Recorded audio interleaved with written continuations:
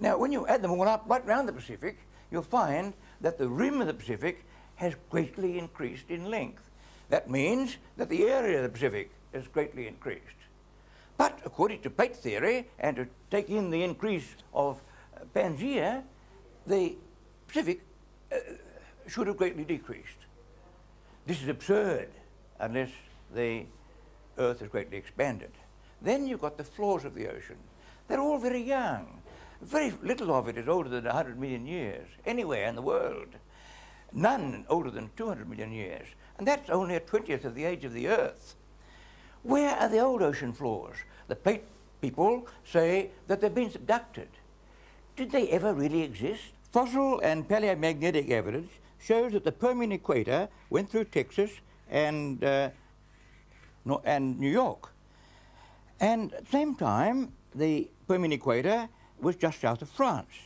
Now, that means that North America has moved up by 35 degrees towards the Arctic since the Permian, and Europe has gone up by 40 degrees towards the Arctic, and the same way Siberia has moved up by 20 degrees. So here we have a position of all the continents converging on the Arctic by 5,000 kilometers, which should have squeezed the Arctic by that amount. Was the Arctic squeezed that time? No. Through all that time, the Arctic has been a tension, expanding area. The same impossibility comes quite independently from the Triassic, the Jurassic, and the Cretaceous. Plate people claim that the Himalayas, or Himalayas if you say it that way, were formed by the movement of India 5,000 kilometers northwards to shove into Asia, folding up the Himalayas and opening the Indian Ocean behind. Two facts prove this wrong. First, the Paleozoic and Mesozoic strata in the Himalayas, Tibet, Siberia, Afghanistan, and Iran all show that there was no ocean between India and the rest of Asia, only shallow intracontinental seas with similar fossils and rock types spreading right across. This Triassic reptile, whose lifestyle was like a hippopotamus, walked from India to China and back again, along with many others. Do you think this possible if there were 5,000 kilometers of ocean between? No. India was no further from China then than now.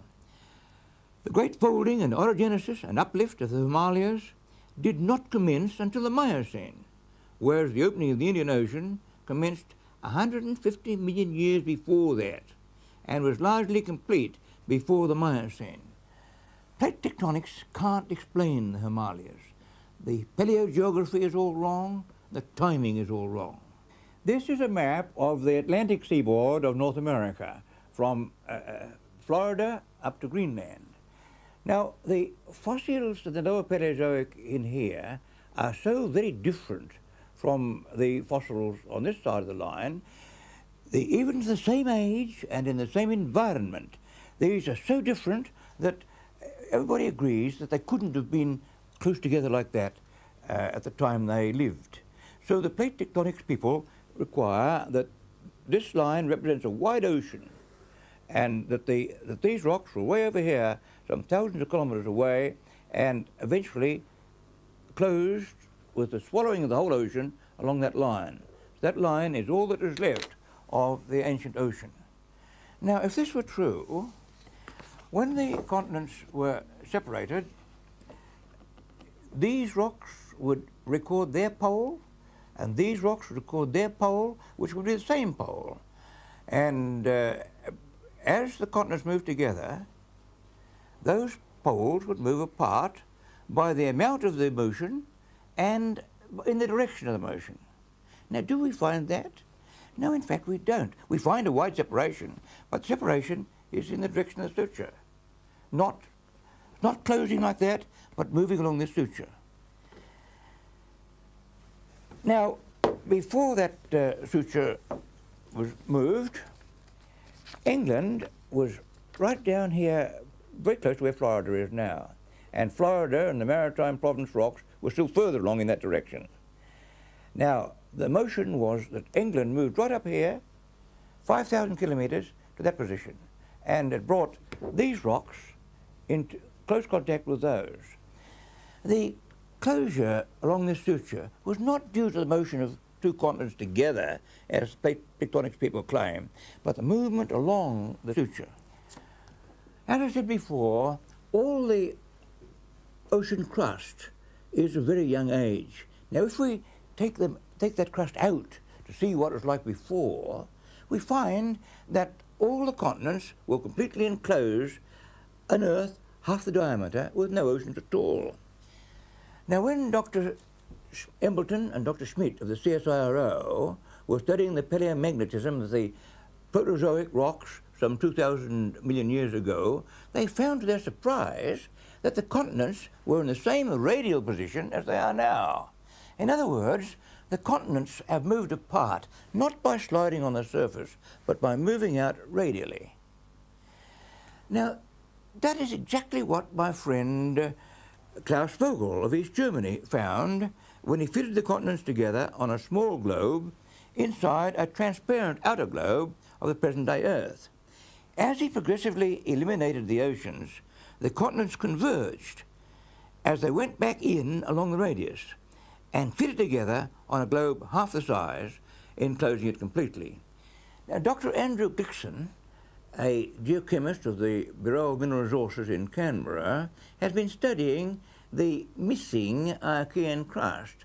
Missing only if you assume that the Earth has always had its present diameter and always had the great oceans. But Dr. Dixon concluded that it was not missing, that the present crust was all there was of continental crust and fitted together on a small Earth. Dr. Keith Crook of the Australian National University has drawn attention to the lack of ocean-type sedimentation before the Paleozoic.